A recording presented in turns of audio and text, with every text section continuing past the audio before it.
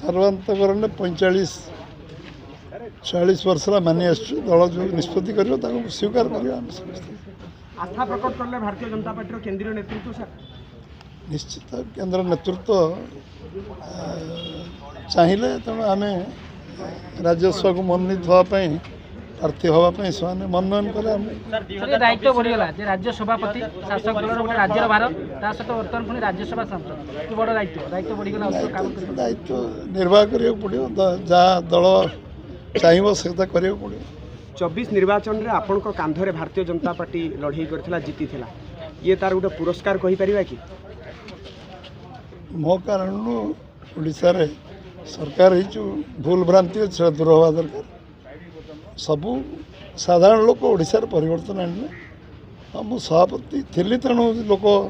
स्वाभाविक भाव कहे मनमोहन सिंह सभापति सरकार है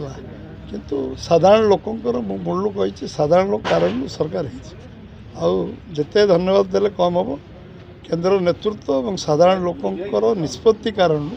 ओडिशा रे सरकार परिवर्तन नहीं आज ओडिशा रे जो सरकार चलती 20 मासर यशस्वी सरकार मोहन माझी नेतृत्व निश्चित भाव में गोटे सफल सरकार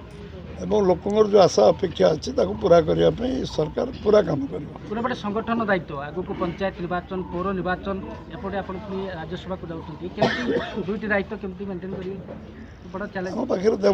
देव दुर्लभ कार्यकर्ता अच्छा साधारण लोक